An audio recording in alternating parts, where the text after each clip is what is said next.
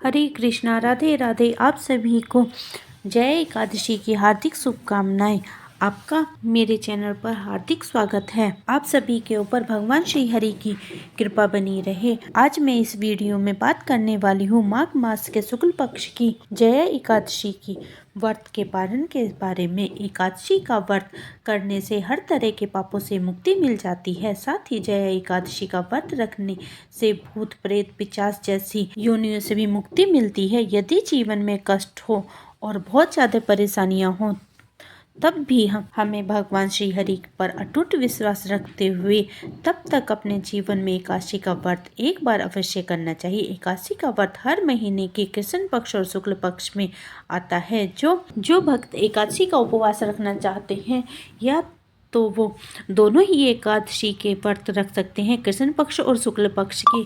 अगर वो दोनों उपवास नहीं रखना चाहते तो वो एक कृष्ण पक्ष की एकादशी का भी व्रत रख सकते हैं और शुक्ल पक्ष की एकादशी का भी व्रत रख सकते हैं। एकादशी का व्रत 3 दिन तक चलता है। 10वीं तिथि में इसके नियमों का पालन किया जाता है और एकादशी को व्रत रखा जाता है और द्वादशी तिथि को इसका पालन किया जाता है। जैसे मैंने बताया कि 10वीं तिथि को कुछ नियमों का पालन करना होता है। उसमें से 10वीं तिथि को सात्विक भोजन करना चाहिए। लहसुन प्याज का प्रयोग भोजन में नहीं करना चाहिए और सूर्य अस्त से पहले हमें भोजन कर लेना चाहिए। जैसे कि इस बार 8 फरवरी का एकादशी का व्रत है तो आपको 7 फरवरी को सूर्य अस्त से पहले ही भोजन ग्रहण कर लेना चाहिए। और हम 8 फरवरी को एकादशी का व्रत रखेंगे।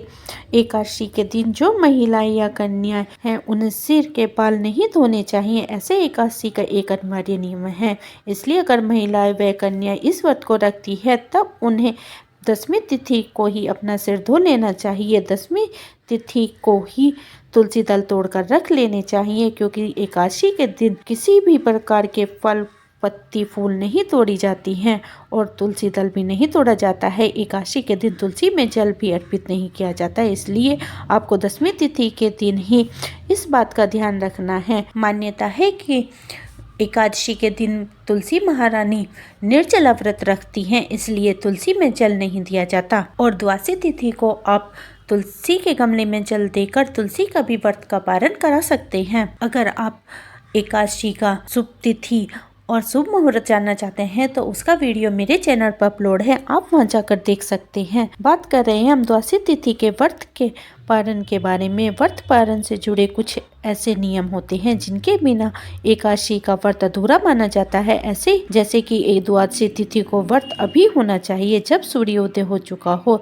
तब सूर्योदय से पहले पूजा भी कर सकते हैं और सूर्यदेव को अर्घ्य दे सकते हैं। लेकिन जो व्रत खोला जाता है जिसे अन्न ग्रहण करना कहा जाता है वह आपको सूर्यदेव के बाद ही करना चाहिए। साथ ही हरिवासा के समय कभी भी एकादशी का व्रत नहीं खोला जाता। मैंने अपने वीडियो में हरिवासा का समय दिया हुआ है। जब द्वादशी तिथि आरंभ हुई होती है तब उसका पहला 1/4 यानी कि शुरुआत के 4 से 5 घंटे का समय ही हरिवासा होता है और इस बार हरिवासा का समय मैंने अपनी वीडियो में बताया है। महत्वपूर्ण बात, अक्सर व्रत खोलते समय लोग एक गलती करते हैं कि सुबह को अपने सारे काम निपटाने चाहे निकल जाए लेकिन बाद में ही व्रत खोलते हैं। तो देखिए, ऐसा नहीं करना चाहिए। आपको शुभ मुहूर्त में कुछ व्रतों का नियम ऐसे होते हैं जो आपको पालन करना जरूरी होता है। इसलिए आपको एकादशी का व्रत रखें तो पहले से ही शुभ मुहूर्त का पता जरूर कर ले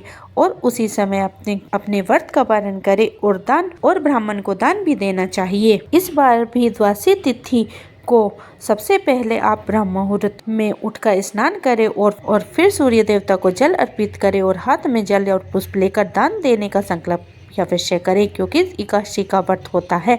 यह बिना दान के अधूरा माना जाता है। द्वादशी तिथि का दान देना भी एकादशी व्रत में अनिवार्य नियमों में से एक नियम है। इसलिए आप सुबह के समय संकल्प लें और फिर जिस तरह से अपने एकादशी के दिन भगवान श्री हरि का पूजन किया है, सबसे पहले गणपति भगवान का पूजन करें, फिर भगवान श्री हरि का विधि विधान से पूजन करें, मंत्रों का जाप करें। भगवान श्री हरि को पीले फूल या जो भी मौसमी फल है वह आप अर्पित कर सकते हैं। इस दिन आप आंवले या गन्ने का भी भोग भगवान श्री हरि को लगा सकते हैं।